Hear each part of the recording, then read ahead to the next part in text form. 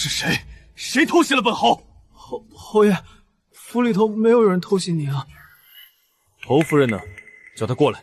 侯爷，您说的是老夫人。老夫人今日一早就带着小姐和表小姐上山进香去了，说是耳朵聋了吗？本侯问的不是老夫人，是侯夫人。侯爷，你还未曾娶妻，府里没有侯夫人啊。今儿是什么日子？回侯爷，今日是表小姐生母的忌日，老夫人带着表小姐去寺里添香油烛火。表小姐的母亲去了几年了？回侯爷，就1年。新年不是德光3年吗？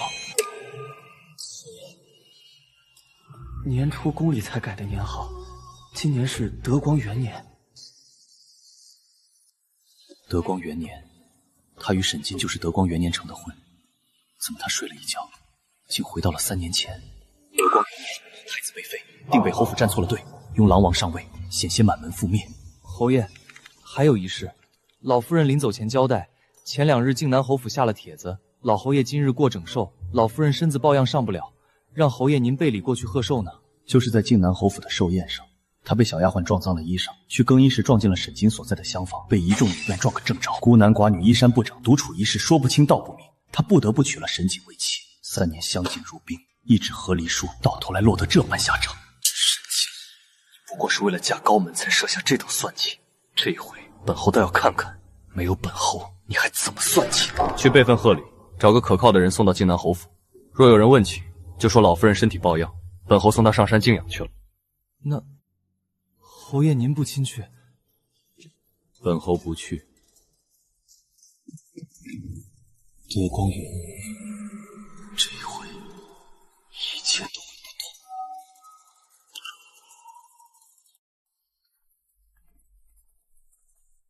靖南侯府如今依附在太子身边，来日富贵不可闲去，你怎能如此怠慢老侯爷的寿诞？儿子叫人备了厚礼送去，已算周全。你这孩子！母亲舟车劳顿，先回房歇一歇吧。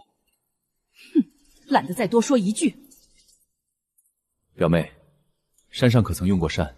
饿了吗？不饿，寺里的斋饭别有一番风味，姨母同我和陈瑜都吃了不少。哥哥，你哪日得空，不如同我们一起上山去尝尝那里的柴火斋饭，可好吃了。改日吧，改日一起去。我就说嘛，表姐你生得这般貌美又知书达理，我哥怎么会不喜欢你呢？这下好了，改日我要叫你嫂嫂了。小小人家，快休得胡说。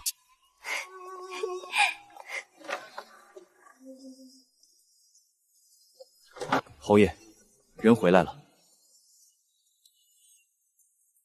靖南侯府寿宴如何？寿宴是靖南侯夫人一手安排的，极是奢靡，宾客都大呼稀奇。可有什么稀罕事发生？倒真有一桩意外，鸿胪寺少卿家的小姐在靖南侯府落了水，更衣时不小心被靖南侯世子闯进门去了。那位小姐闹着要寻短见，被靖南侯夫人拦了下来，估摸着梁府大概要联姻了。除了鸿胪寺少卿家的小姐，可还有别家小姐落水？没听说还有别人。鸿胪寺少卿夫人一听林小姐落水还被人看了身子，当场就气昏过去了，只把在场的女眷都吓了一跳。户部员外郎沈瞻家里的小姐可去贺寿了？沈大小姐和二小姐去牛都嫁出去了，沈四小姐尚未及毕。本来沈大夫人是要带沈三小姐来的，据闻半道上沈三小姐腹痛吐了一地，沈大夫人便让人把她送回去了。可惜。下去吧。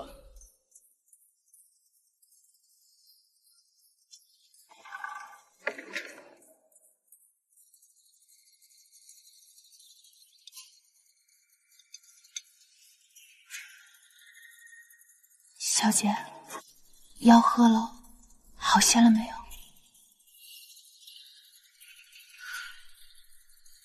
好些了。小姐，您这是怎么了？好端端的走半道就腹痛成这样，大夫人还担心坏了呢。值得。小姐说什么？我说今日没去也好。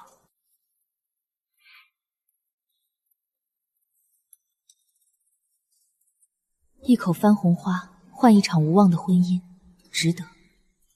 这一世再不会有第二个陆沉舟了。大伯母回来后，可曾说过什么？大夫人说：“小姐您没福气，今日靖南侯府老侯爷寿诞，多少世家子弟、公卿勋贵都去了。若小姐到场，没准儿能得一份好姻缘呢。”好姻缘，小姐不觉得可惜吗？靖南侯府如今背靠太子，风光得很，去贺寿的都是经理鼎鼎有体面的人家。风光是一时的。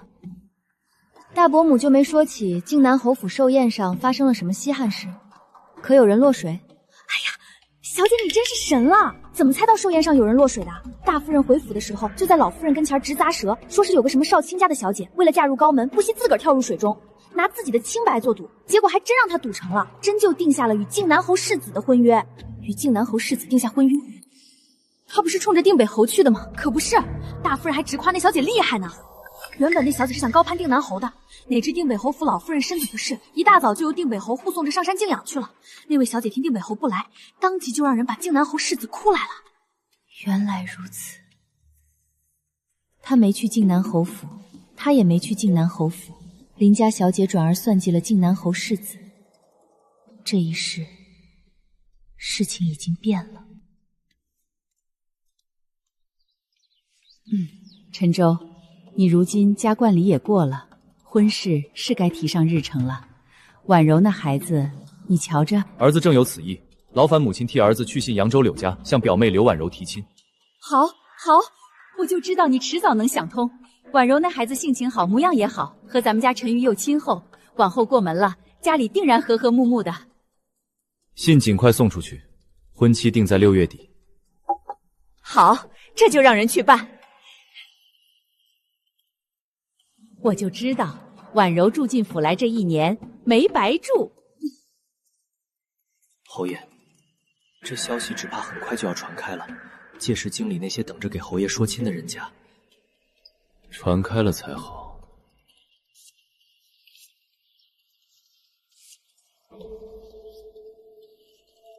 去知会三小姐一声，就说杨大学士的夫人下了请帖，要请我去她自家花铺参加赏花宴，让三小姐打扮打扮，随我同行。是，夫人。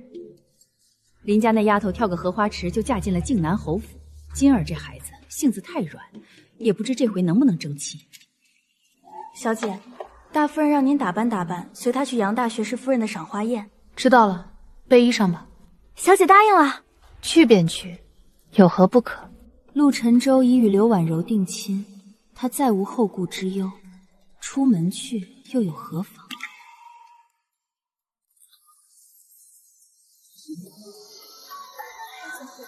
三小姐模样好，性子静。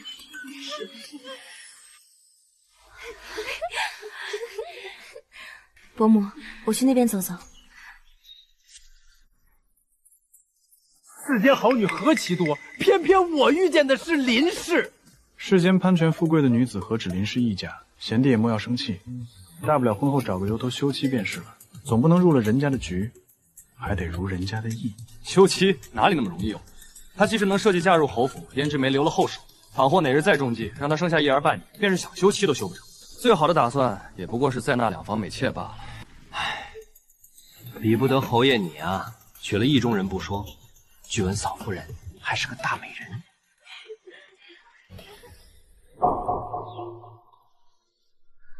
瞧你这不中用的样子，别人说你身份不够，你就不能反嘴说她没本事嫁到我们定北侯府，光知道哭哭啼啼，一股小家子气。走，我们去找哥哥，叫他来评评理。好妹妹，这样小事就不必惊动表哥了。本来他们说的也是事实，我们家的确比不上你们家，但我与表哥定亲一事也是不可更改的，就当是他们嫉妒，由着他们说去吧。他们嫉妒你，怎么不去嫉妒那什么林小姐？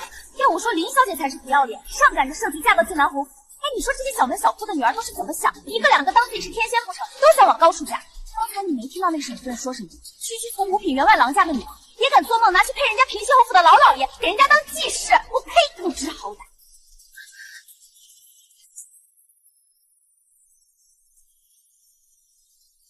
平西侯府的老侯爷，原配年初才过世，大伯母就要把我一个刚吉利的女儿家塞过去，给年过半百的老侯爷当继室，不能再任由大伯母安排了。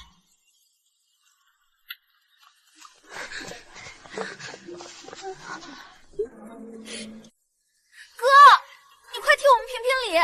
方才一众官家夫人小姐聚在一起，肆意羞辱婉柔，嘲讽她家世低微配不上你，还百般非议旁人婚事，言辞刻薄至极，实在是欺人太甚。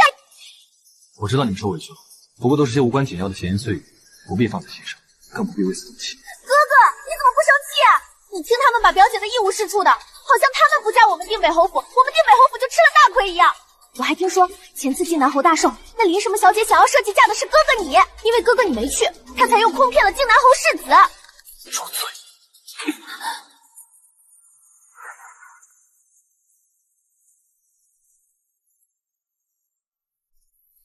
这等混账话你从何处听来的？谁告诉你林家小姐想要设计嫁的是本侯？我是从沈大夫人那里偷听来的。她和大学士夫人商量着要给女儿定亲，就顺嘴提了一句，要不是哥哥你和表姐成了婚，她倒是也想让女儿效仿林小姐设计哥哥你呢。你还听到沈大夫人说什么了？除却大学士夫人，她有没有对旁人说过这些？当时就大学士夫人和沈大夫人在，没有旁人。我因表姐被人嘲笑之事生气，拉着她恰好路过时偷听到了几句。不过沈大夫人知道哥哥你有了婚约，已经计划要让女儿嫁去平西侯府，给老王爷当继室了。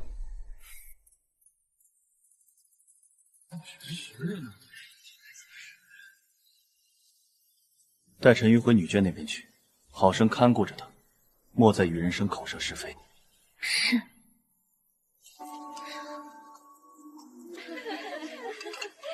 张夫人慢走，慢走，改日再来。今日出来走动，也算没白费功夫。你瞧着，可有什么相中的人家？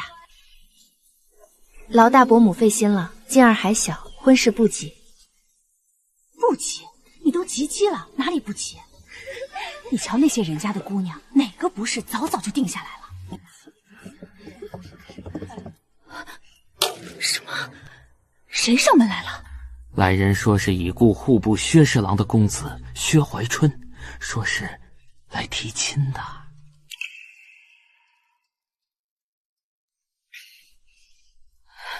先让他候着，别让外头的客人瞧见，去把老夫人和老爷请来。薛姨大人当年确与我有过约定，如今薛怀根上门，若我们撵了他，薛大人尸骨未寒不说，外头还不知要如何议论沈家。可沈四还小，薛家如今又是这副光景，哪里配得上沈四？总不能真把女儿嫁进那个破落门户去受苦。不管了，就说他无凭无据冒认亲事，是个无赖，叫家丁把人撵出去，哪怕被人骂两句，总好过把沈四往火坑里推。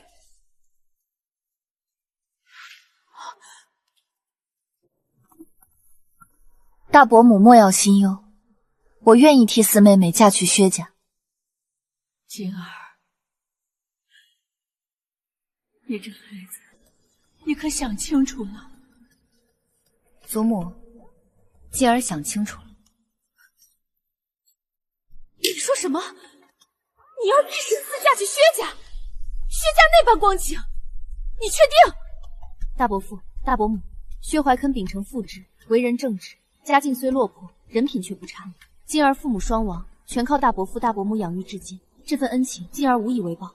沈四年孝，若嫁去薛家，连恐薛夫人的病都难以侍奉。金儿不同，金儿愿替四妹妹嫁去薛家，既全了两家婚约，也让大伯父、大伯母不必因这桩旧约坏了沈家的名声。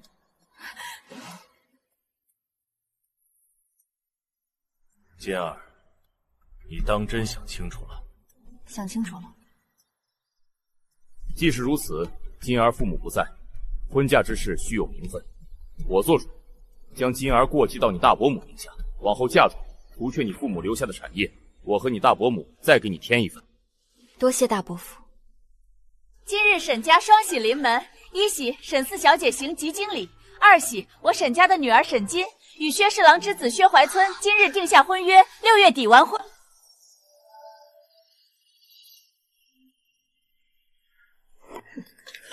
恭喜沈夫人。大人，明日休想，同僚们相约去郊外游园畅饮，把今年新进的几位监察御史也一起喊来，大人可要同去？本侯不耐远行，不去了。说来今年新进的监察御史里，有一个叫薛怀村的，也推辞不去，说是家中老母有恙，恐无人照应。薛怀真，就是已故户部侍郎薛毅之子，今年刚及弱冠就中了进士。薛侍郎在天之灵也可告慰了。说来薛贤弟身世虽然坎坷些，但到底有福泽傍身。听闻去年他母亲病重，眼看着就要不行了，便与薛贤弟娶个媳妇儿回来再过身。可薛家自薛侍郎过世后，落魄了好些年。薛贤弟那时又不曾有一官半职傍身，这娶妻之事也能成？这你就不知了。薛侍郎在世时，曾与吴乡沈家定过娃娃亲。薛贤弟上门求亲的时候，沈家二话不说就把女儿嫁过去了。当时薛母就病好了大半。等到今年初，薛贤弟考中了进士，薛母的身子就越发好了。就是心口的顽疾，还需得时时吃药伺候着。想来与薛怀浅定亲的是沈家四小姐了。好像不是四小姐，我记得薛贤弟提过一嘴，说是他夫人在沈家姊妹中行三。好你个沈三小姐，好你个无心沈家，居然敢在议定婚约的情形下去算计我，当我陆沉舟是什么人了？找个人带话给薛怀琛，就说明日本侯在家中设宴，特请他来赴宴。是。下官薛怀君见过忠诚大人。坐。今日羞羞，不必拘礼。本侯虚长你几岁，你只当是兄长便是。本侯原打算给你说门亲事，不想你去岁已成婚了，娶的是哪家姑娘？不敢劳大人费心。卓熙是户部员外郎沈专沈大人家的三小姐，沈大人膝下女儿，可不是行三。大人说的不错，卓姬是过继到沈大人名下的，本是沈家三房的女儿，幼山长于姑苏，后来岳父岳母亡故，才被接到了京中。小可原先定的娃娃亲，其实是沈大人府里的四小姐。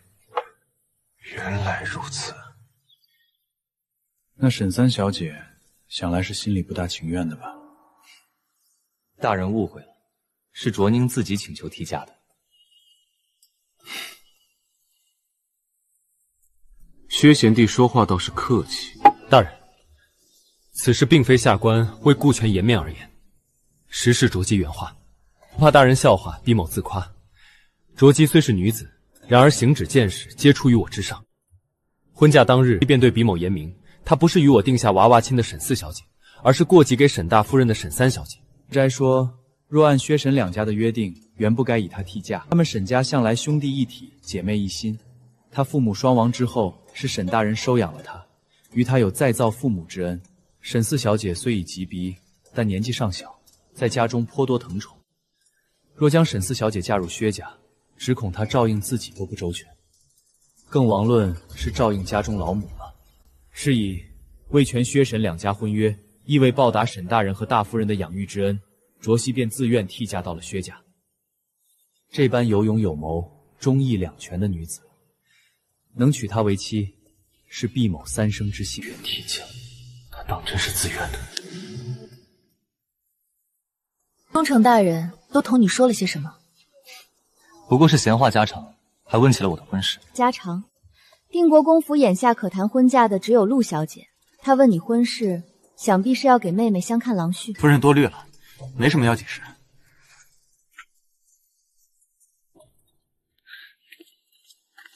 你初出为官，应酬打点都少不了银子，家中用度自有我操持，这些钱你还是自己留用吧。既是做官，自然要做好官。夫人见过哪个好官拿银子应酬打点的？这钱留着自家用，你那些提里留着买些珠钗裙袄。我瞧你这2年都没添新衣。笑什么笑？奴婢没笑，没笑。我听同僚说，北街新开了一间瓦子，里头有相铺、蹴鞠，还有新出的杂剧。明日休休，我们去听杂剧吧。你去便罢了，我也能去吗？怎的不能去？女子与男子一样，有手有脚，有耳有目。缘何男子能去的地方，女子不能去；男子能看的杂剧，女子不能看。那便去问问母亲。去吧去吧，你们年轻人难得有空出去走走，不必守着我。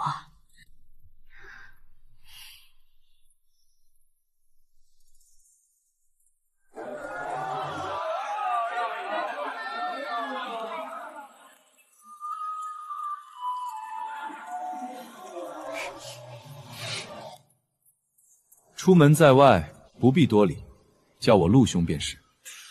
不知陆兄也驾临此地，实在幸会。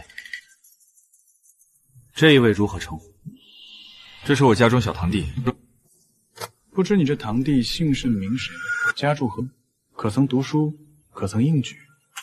薛三郎见过陆兄，我本居姑苏，去年才入京，时年16，读过几回书，识得一些字，不过尚未应举。既是读过几回书，识得一些字，那便该知晓何为礼义廉耻。似你这般人物，在家中胡闹也就罢了，如何跟着你堂兄到这里来？我与堂兄向来感情深厚，入京之后常是同吃同住，一道来瓦子里看杂剧，又有何稀奇？兄，此事怪不得我堂弟，是我怕他在家中无聊，才带他出来瓦子里玩耍的。是有你这般纵容，他才会肆无忌惮。古人云：交友在心，娶妻在贤。如今你两样皆无，往后又如何立足？若听得劝，还是速带你这女扮男装的堂弟回家去吧。我听说前朝时，女子不仅可以外出游玩、欢饮达诏，还可以入朝为官、封侯将相。当今我朝四海升平，富庶繁华远出前朝，陆兄却说女子大门不出、二门不迈才可称心，意思是当今还不如前朝了。巧舌如簧，其言后矣。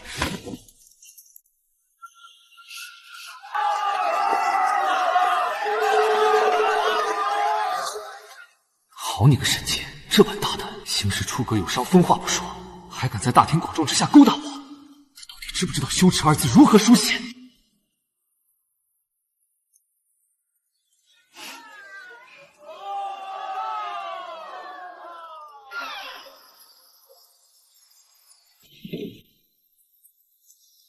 今日可曾受礼辞送？大人，昨日薛怀琛轮值时已把事情办得差不多了，今日并无要紧事。薛怀琛回去了吗？和李御史他们一道走了，说来小薛大人真是娶了个贤妻。他不过是从八品的监察御史入梅之后，他夫人怕他淋雨伤身，竟拿了提里出来租了辆马车。李御史有幸坐过一回，说那车虽小，内里五脏俱全，吃的喝的都有，干燥又清爽。坐个马车值得这般大惊小怪？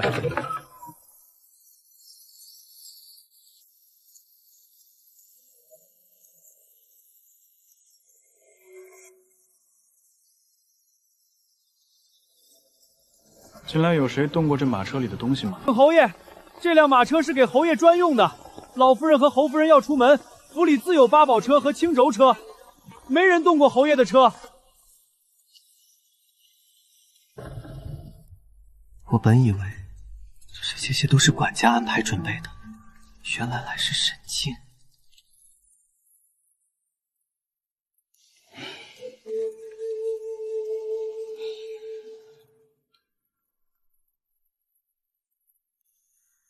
这又是从哪里得来的？这是京中最新实行的彩帛相生花冠，一顶须得纹银100两呢，好看吧？我记得你从前不大喜欢这些，平日戴着的那些珠钗就很好，且你身柔体弱，这华冠戴在头上，未免显得头重脚轻。京中那些贵人小姐都这样打扮，陈瑜妹妹也刚买了一顶珠钗冠，我若是不戴冠子，倒显得我不合时宜了。我还有些公务要处理，先去书房了。过2日休宿，咱们相约去喝酒散散心。你这回可不许再推辞了。不是推辞，只是休友那日刚好是我的生辰，家中怕是早有安排了。哎呦，生辰那更该热闹热闹。我们几个一道去薛家给你贺寿，既是贺寿，又是散心，岂不两全其美？就是。弟妹做的糕点，我们可都还惦记着呢。这回正好再去蹭一顿。好，几位大人赏脸，薛某恭敬不如从命。哼。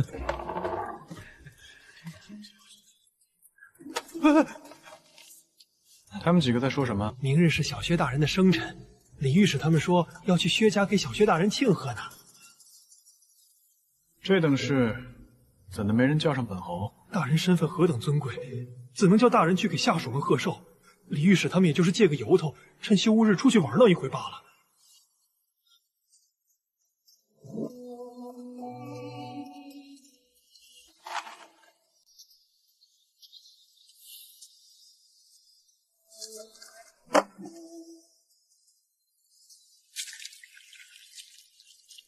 侯爷，外头新开了好几间铺子，侯爷若不想在府里待着，不如出门走走。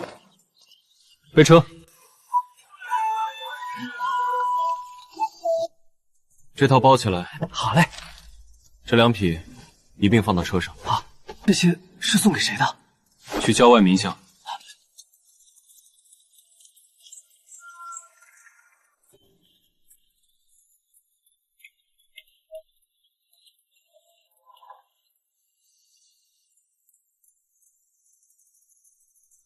侯爷，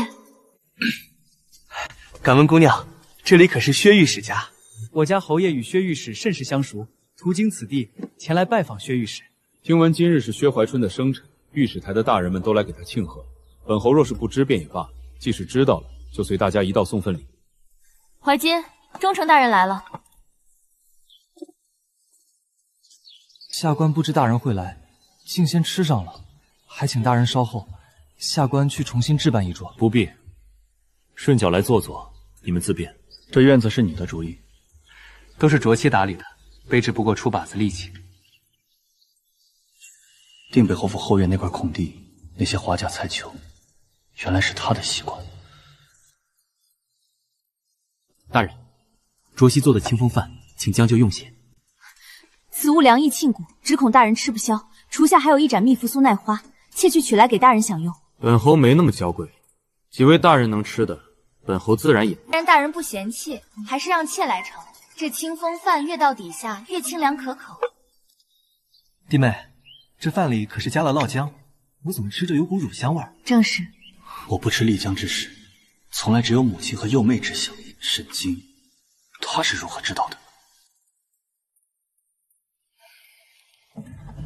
侯爷，今日在薛家，那位薛夫人拦着您没吃那碗饭，可是有什么不妥？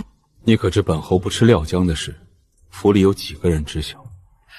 也就老夫人和小姐知道，旁人从未提过此事。薛夫人嫁进薛家，与本侯素无往来，母亲和妹妹也从未与她打过交道，她如何会知晓本侯不吃料浆？这小的也想不通，除非他早就知道了。沈经没有去靖南侯府，自愿提家到薛家，处处像是提前知晓了结局。难道他与我一样，重活了一回？表哥，你听我说话了吗？你说什么？我说，我想在府里设一场宴。自打嫁进来，我还从未自己操办过一回，你许不许？自然许，你去安排便是。那我明日就让人备请帖。帖子备好了，给御史台几位大人的家眷也送一份。好。谁送来的帖子？定国公府侯夫人请我去赴宴，你说这是为何？李御史家夫人也收到了，我料着大抵是忠诚大人的意思。他新到御史台，总要拉拢人心，但朝中忌讳结党营私，所以让侯夫人在家中设宴，邀请你们罢了。李御史夫人也收到了，正是。那倒无妨。小姐，这是您最喜欢的那副头面，当真要送出去？上回陆侯爷送了贺礼来，来而不往非礼也，总要还上一份。可这副柴小姐寻常都舍不得戴。备车吧。设宴的地方在露华厅，夫人往里走便是了。这侯府的规矩比从前松散多了。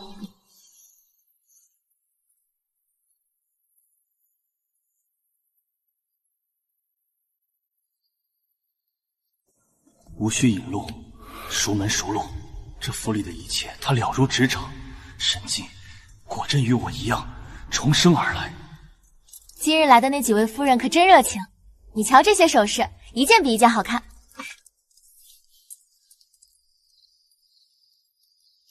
这也是今日送进来的，好像是某个御史家的夫人送来的，瞧着不大出挑。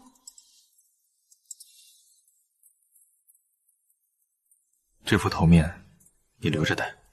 我那里首饰多的是，这个太素净了，不合衬。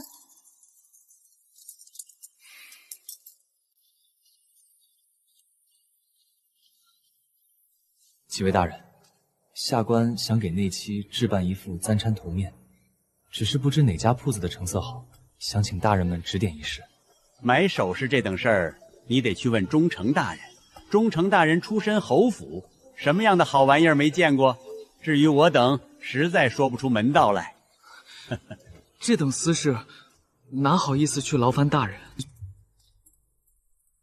要买什么物件，本侯倒是知道有几家铺子可去。大人，小薛大人想要给他夫人置办一些首饰。明日无事，散职后本侯同你一起去。有劳大人了。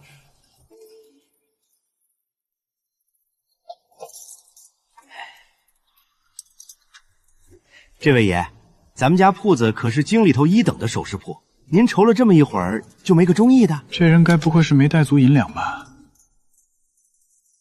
你这里可有质朴些的簪钗，无需太多花纹，竹枝、如意纹样便可。有，侯爷请看，这里头有竹枝钗、如意钗、蝴蝶簪，几色都有。你身上带了多少银两？只有2两。拿一副2两的簪插头面来。2两银子，当真买得起这2样？虽是一般之物，但也值得2两银子了。多谢大人。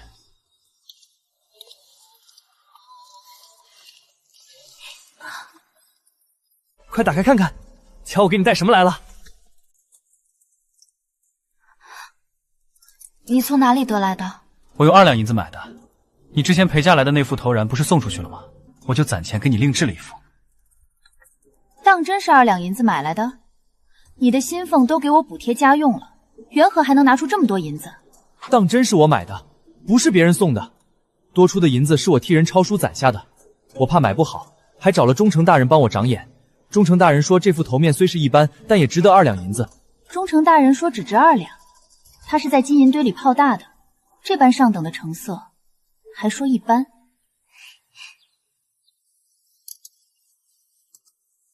我要不要首饰都不打紧，可忠诚大人位高权重，你新进御史台，有些不必要的事就不要劳烦忠诚大人了。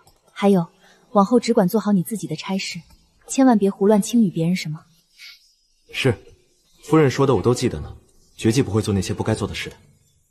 狼王不久就要东窗事发，陆沉舟这2年与狼王没少来往，薛怀春若跟得太近，只怕会被牵连。怀春，可喜可贺，连升2级，御史台上下就属你最风光了。大人过誉，不过是分内之事。你这一生回家少不得要和弟妹好好庆贺一回了。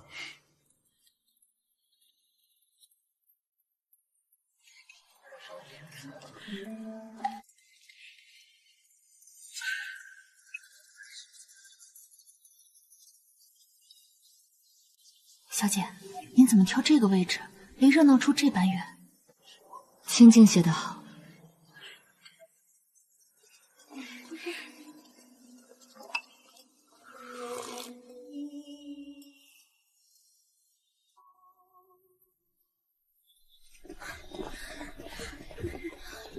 我们先到的，这位子是我们的。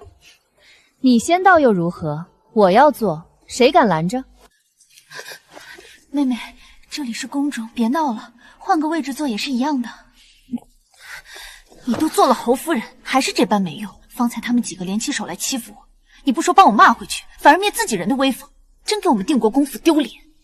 哼，我们国公府里什么样的镯子没有？也就是嫂嫂你小门小户出身，眼皮子浅，成日里拿这些东西当宝贝，我可不稀罕。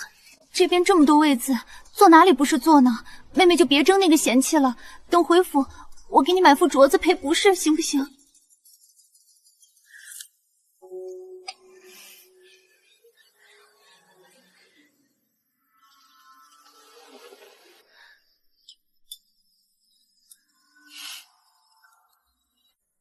这脾气前世今生都是一个模子，还真是表里如一，千年不改。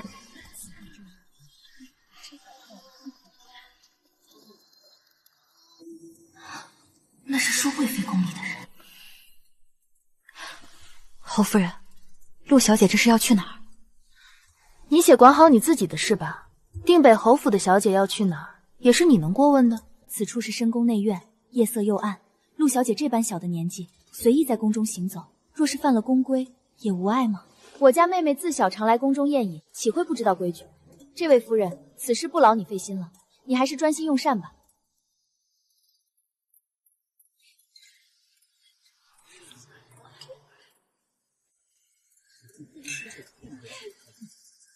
贵妃娘娘，您快去瞧瞧，我哥喝醉了酒，在那边竹林里学人家软雕鸡康呢。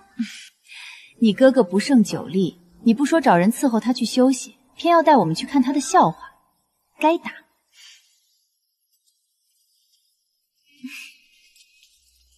野阳郡主方才还和陆晨瑜争座位闹了不痛快，这会儿看着他的空位子笑什么？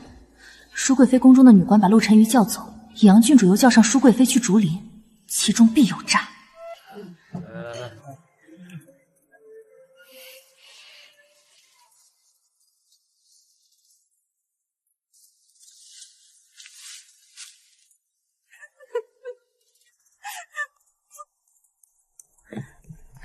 陆小姐，你若信我，就听我的。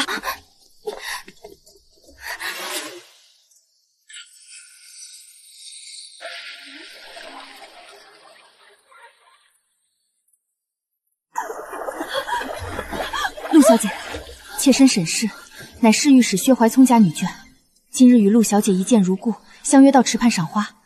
陆小姐因贪看玉莲，误落池中，是妾救的你。陆小姐，记住了吗？你不是小郡王派来的人？陆小姐记错了，这里没有小郡王，你也从未见过小王爷。从一开始，你就是和我在一起的。救命啊！有人落水了！有人落水了！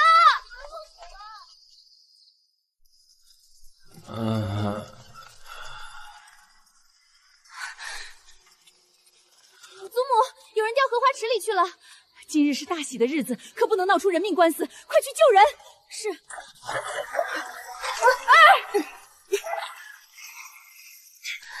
陆小姐这是怎么了？浑身上下都乱糟糟的。小女陆晨瑜见过贵妃娘娘，刚才小女与薛夫人在这里一道赏花，因贪恋玉莲美色，不想误落池中，惊到贵人，实是小女的不是，还请娘娘恕罪。你年纪小，贪玩落水不是什么大事，幸好有人救你出来。若不然，宫里还真不知要怎么同你们定国公府交代呢。陆小姐，贵妃娘娘可是在这里呢，你可不要欺瞒贵妃娘娘。你当真是赏花落水的吗？要是你受了什么委屈，一时想不开，说出来，贵妃娘娘定会为你做主的。小女上有母亲疼爱，下有兄长庇佑，会有何事想不开？郡主好意，小女心领了。委实是小女自己不小心，郡主不信的话，大可以问问救我上来的薛夫人，她自开宴时就与我一直在一起。正是。妾与陆小姐同席而坐，一道赏荷，亲眼所见，这便下去救人了。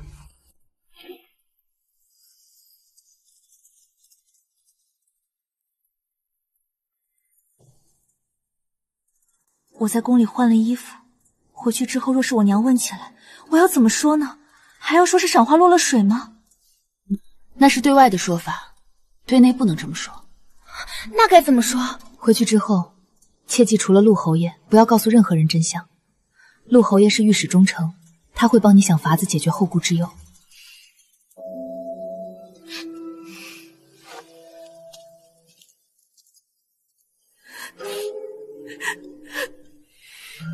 平日里我告诉过你多少回，少与人生是非，多多修身养性，你偏不听，还非要在宫宴上与颍阳郡主争贤气，这会子被人欺辱了，倒是知道来找我了。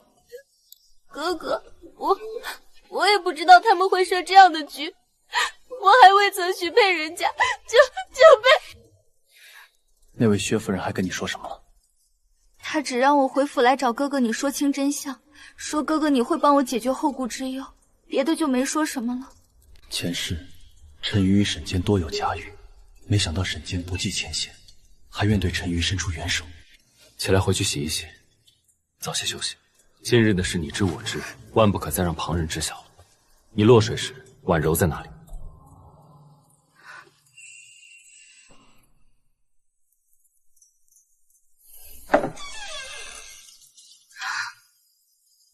你去哪里了？今儿我本是和陈瑜妹妹一道坐车去的宫里，陈瑜妹妹在宫宴上和颍阳郡主争座位争恼了，我不过是说她2句，她就生气先我一步坐马车走了。我没法子，只好在宫里等着，同晋王府2位郡主坐了晋王府的马车回来。晋王府，你进宫为何不与陈瑜坐在一处，却要同晋王府小郡主在一处？不是表哥你说的吗？叫我和陈瑜远着狼王府女眷，多与晋王府的女眷亲近。我听表哥的话，与晋王府郡主往来，难道错了吗？你与晋王府郡主往来没有错，可你为什么不拉着陈瑜同你一道去？为何要任凭他自己在宫中胡乱行走？为何他几时离的宴席你都不知道？陈瑜妹妹自少时便常赴宫宴，她想要去哪里，我如何约束得住她？所以你就眼睁睁看着她离席，眼睁睁看着她一去不回，问都不问一句她去了哪里，做了什么？我没有，我也说了让陈瑜妹妹不要与狼王府的郡主争嫌弃，让她坐下来好好用膳，可是她不听我的，我只是想让她长长教训，才没看过好的。你何时不能让他长教训？为何偏要在宫中设宴的时候让他长教训？你可知，这个教训不但差点毁了陈瑜，也差点毁了定国公府。我不知道，陈瑜妹妹她怎么了？我知陈瑜脾性骄纵，不服管教，你为长嫂有权教养他，可你也有责爱护他。你以为你给了陈瑜教训，是打了他的脸，长了你的威风吗？不，你打的是整个定国公府的脸。你与陈瑜一荣俱荣，一损俱损，他若因此受人非议，你亦会被千夫所指。我真心当陈瑜妹妹是我亲妹妹的，就是这一次疏忽大意，让妹妹闯了祸，往后再不会如此了。没有往后了，我已让人去请宫中退出的娇养嬷嬷进府，重新教导陈瑜规矩。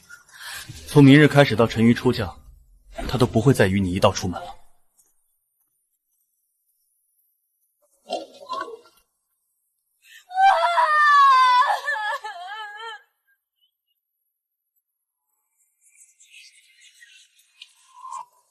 小姐，外头都在说狼王窝藏龙袍，御史台连夜上报御前，这会子已经大白天下了，牵连的人一个接一个。知道了，小姐，您说这事儿和上回宫宴有没有关系？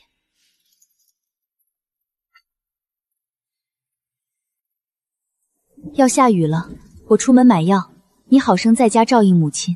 小姐，要下雨了，等大人回来再。怀宗今日轮值，不回来，药不能再等了。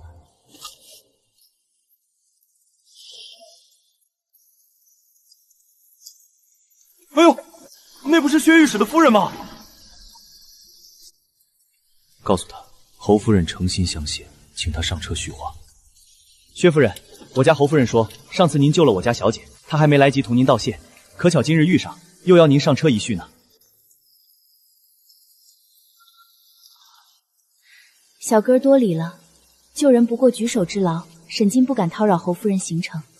薛夫人，侯夫人真是诚心相意，若有话，不妨亲上车说说。家中老母用药紧急，妾确实不能久留，小哥劳驾回去吧。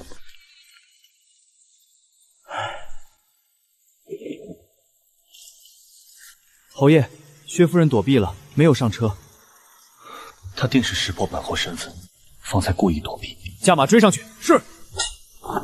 若薛夫人不愿上车，本侯也不介意下车拜谢。侯爷若真心致谢，何不备好礼亲自上门？何必借侯夫人名义拦路？夫人言之有理，是本侯鲁莽，但谢意赤诚。夫人当日不计前嫌救陈瑜，令定国公府免遭难祸，本侯心存感激。如夫人将来所需，本侯必竭尽全力。妾无所缺，只盼夫君薛怀真仕途顺累，官运亨通。你心里就只有薛怀真？怀真是妾夫君，妾自当以他为重。侯爷莫非以为妾心中还有别人？走。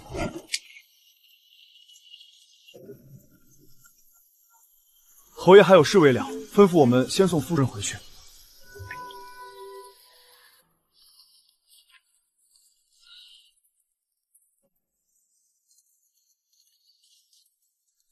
忠诚大人睡得真香，不知做了什么好梦。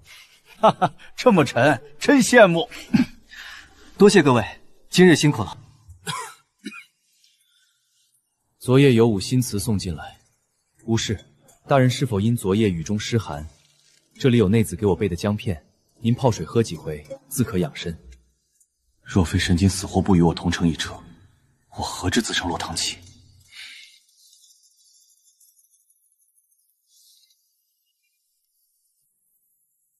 薛怀琛娶了位贤内剧，真是福气。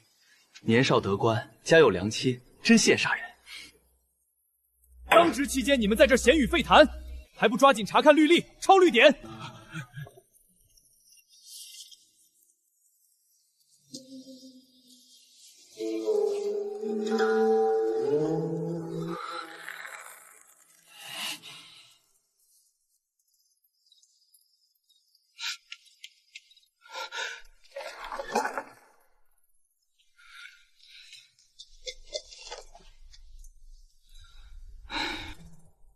大人，可曾见过一只香囊？未曾。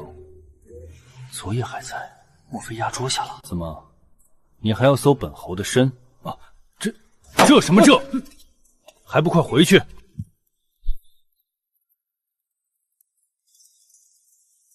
大人，大人，国公夫人有请，要您上房一叙。侯爷来了，老夫人正在屋里等您呢。唉，我真是命苦。往年你老子在时也是这般忙忙碌碌，想找他说句话还得愁着时候，如今又轮到你了。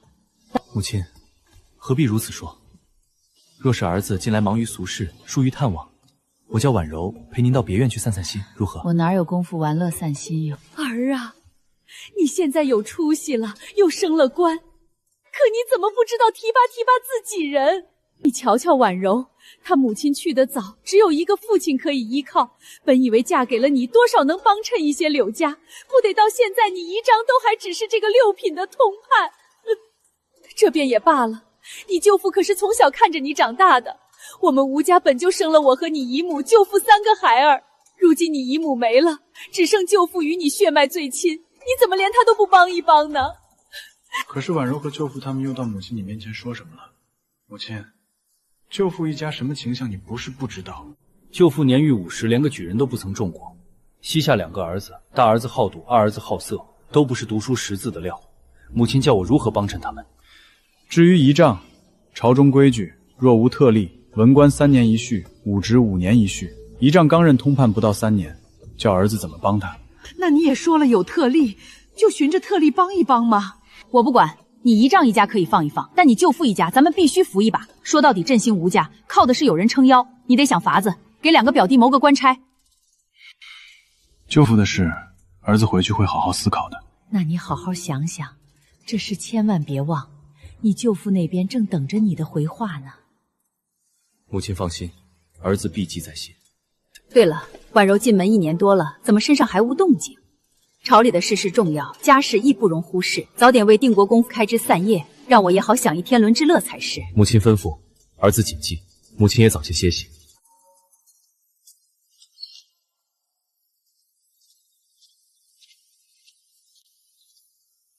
去把管事叫来。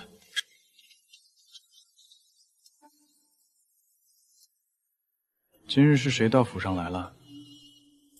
是舅老爷家的夫人带着小姐来看望国公夫人了。他们要来，怎的本侯竟没收到消息？是国公夫人吩咐的，说是往后吴家来人不必通报府里，直接许他们进门便是。以后吴家再有人来，先知候了本侯再说。只怕国公夫人那里不依。府里的事，本侯怎么说你照做便是，何须你多嘴？从前怎么不见吴家成日找上门来，还不是你们几个看管不周？以前吴家也常来啊。前世自我成婚之后，吴家便甚少登门。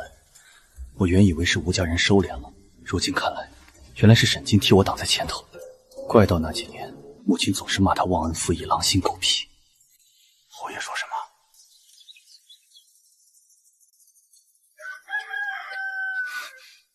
香囊呢？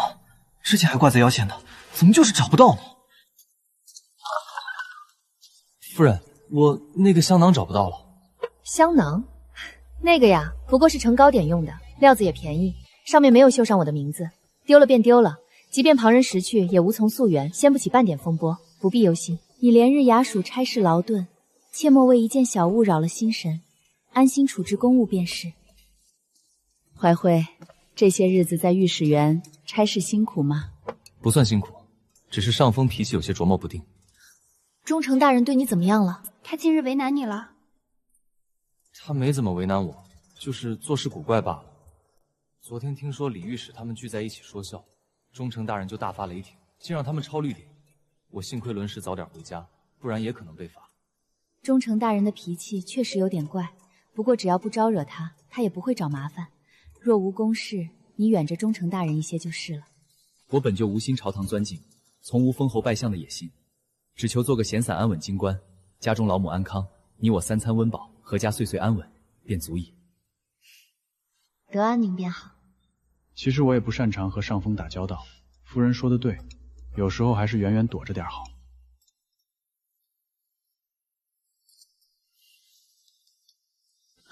父亲大人，这么晚了，怀宗出事了。他在朝堂上为欧阳大人仗义直言，越职言事，被官家下了大狱。官家气犹未消，我去寻几个相熟的老大人，你也想想法子。薛家在朝中可还有得力的顾求？多谢父亲大人，女儿这就去想想法子。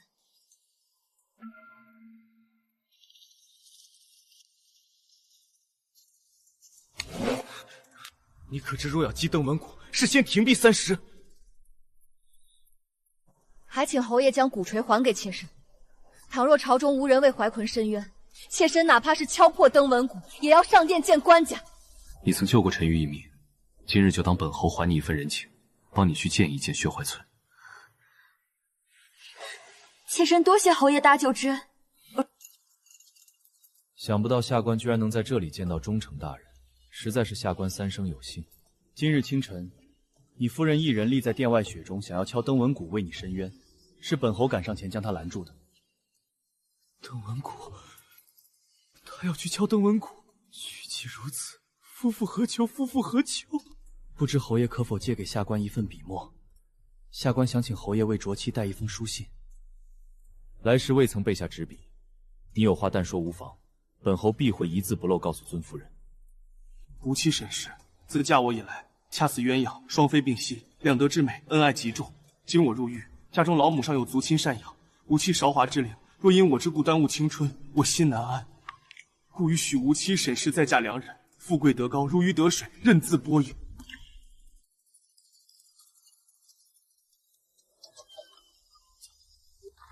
小姐，外头来了个人，说是定北侯府的长随，说侯爷请您去天芳楼一叙。知道了，给医生。是。沈金来迟，让侯爷久等了。不知侯爷可曾见到怀宗？可曾将妾身的话告诉他了？怀宗他在狱中好吗？有没有什么话要侯爷带给妾？这是薛怀琛让本侯带出来给你的。他说此番入狱是他甘愿为之，只是不知几时能够出来，恐误你芳华，故此手写放弃书一封给你。至于薛老夫人，她说自有族人照顾，叫你不必。这是为何？你可知薛怀清他入了大狱，官家不追究还好，倘若追究起来，首当其冲之的就是你。妾知道，可是夫妻之间原是一体，荣辱与共，生死相同。而今怀宗生死未卜，我又岂能置之不理？夫妻，你与薛怀琛成亲不过2年，就这般爱重他，爱到不惜与他一道赴死。那你我之间呢？你我之间3载夫妻情谊，在你眼里又算什么？妾听不懂侯爷在说什么。你不必在本侯面前揣着明白装糊涂。德光元年，若是你我去靖南侯府为老侯爷贺寿，如今结为夫妻的便是你我，而不是你和薛怀春。你若是担忧离开薛家之后无处可去，本侯可以为你安排。本侯在城外有一处别庄，景致优雅，别有意趣。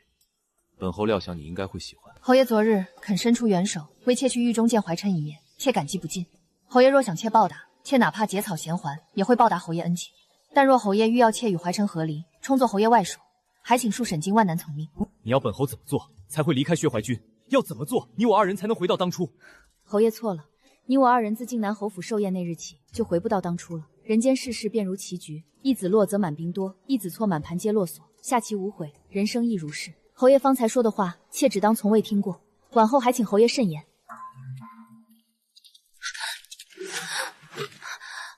陆侯爷，男女授受不亲，你这是做什么？快放我下来！本侯只想问你一句，你想不想救出薛怀臣？妾自然想救夫君出来，可若是因救他而辱没薛沈两家门楣，妾想怀琛他也不愿妾如此。原来如此，嫁给本侯当嫡妻，怎会是辱没你们沈家门楣？你离开薛家之后，本侯会另给你安排一个身份，以嫡妻之名嫁在定国公府，往后不论是薛家还是沈家，都与你无关。荒谬，可笑，简直是痴人说梦！我沈经便是死，也不会与人共侍一夫，快放我下去！本侯知道你不怕死，也知道薛怀君不怕死，可是沈金，薛家只有薛怀君一个男丁，你与他成婚2年，也未曾有孕。薛怀君若是死了，薛家这一脉便彻底断了。你就忍胸眼睁睁看着薛怀君死无葬身之地，看着薛家后继无人吗？忍心看着薛老夫人中年丧夫，晚年丧子，白发人送黑发人吗？你与其去敲登闻鼓，倒不如求一求本侯。今日本侯该说的不该说的都已说了，还请夫人回去三思。若夫人想得通了，3日后本侯在天芳楼静候夫人佳音。侯爷，那个薛夫人到天芳楼去了，备车马去天芳楼。是。不知侯爷那日说的可保薛怀臣出狱，当不当真？自是当真，只要你答应离开薛家，嫁定定国公府，本侯力保他薛怀臣前途无忧。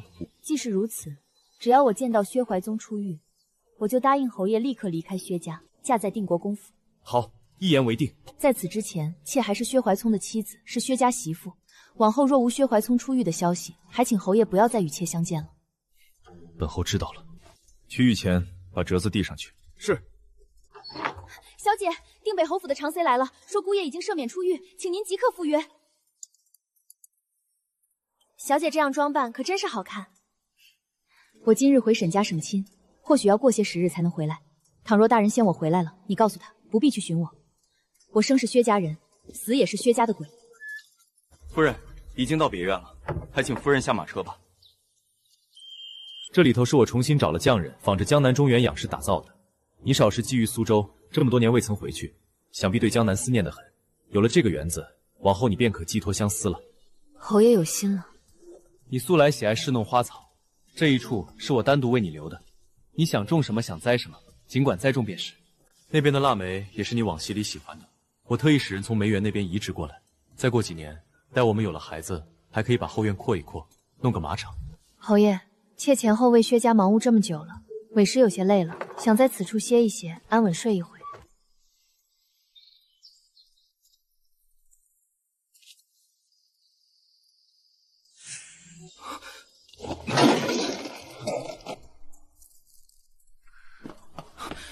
为什么？非因薛怀聪，男婚女嫁人之大伦，合则相守，不合则离。好女不必不嫁二夫，可是好女一定不与人共侍一夫。侯爷，我早说过了，宁愿死，也不会与人共侍一夫。往后这里只有你我，再不会有旁人。刘婉柔是旁人吗？沈金，你答应过我的，只要我救出薛怀村，你就会离开薛家，嫁到定国公府。而今你是要反悔吗？我答应的是离开薛家，嫁定定国公府。我没有答应过嫁到定国公府以后该怎么做。侯爷今日能拦住我1次，往后呢？往后能拦得住我2次、3次吗？寻大夫来。是。侯爷，还有一件事，听说侍御史薛怀琛出狱后，闻听薛夫人回家省亲，便去沈府求见，结果没见到人，如今还在沈府门前长跪不谢呢。不过有了这个孩子也好，至少一时半会儿你不会再寻死了。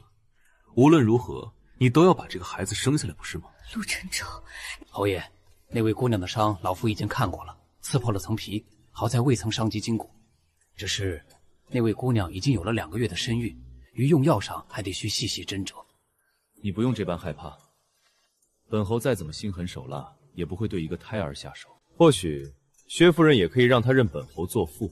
定国公府产业颇多，他将来虽是做不成公府世子，做个富贵闲人也未尝不可。你不能这么做，这个孩子到时候大可以找个人家送出去，叫他平安长大，你万不可把他留在定国公府。陆晨舟，但我求你了。本侯又不是冤大头，花那么多银两替别人养孩子。去沈家告诉薛怀春，就说他写了放弃书后，薛夫人以为他归家无望，便用金钗自裁殉情。是本侯路过拦下薛夫人，告诉他薛御史已经赦免回家的消息。目前薛夫人正在本侯别院养伤，叫薛怀春到别院来接薛夫人吧。去吧。是。照本侯说的去做。沈金，如若你我今生仍是夫妻，我陷落到薛怀卑这般境地，你会不会如救他一般救我？如果是侯爷，绝对不会让自己陷落到怀婚那般境地的。沈金，我会保薛怀胥一命，送他去外地做官，也会放你一马，送你与他团聚。但你记住，从今晚后，再不许你踏入京城一步，终此一生都别再让本侯看到你。沈金，多谢侯爷成全。哪里捡来的破烂东西，也敢往定国公府送？哥儿可千万仔细些，我们老爷说了，这里头的东西金贵着呢，叫小的务必送到陆侯爷手里。你家老爷是哪位？我家老爷乃湖州通判薛怀真。侯爷，湖州通判薛怀春今日也派人送贺礼来了，是一捆稻穗。要想送礼就送好礼，送这等不伦不类的东西，难道还叫本侯猜他的心思不成？侯爷且慢，车夫说这不是普通的稻穗，是薛夫人购粮时从福建商人处所得。据闻此稻来自战成国，姓早甚，早晒旱利细，不择地而生。薛夫人今年在家中试种了一回，不过50余日就已成熟。如若南北皆可种，与晚稻配合成为双季稻，势必会使谷物产量大增，即便是遇到荒年也不怕了。把这东西单独收起来，待过了小姐大喜之日，就送到易水清去。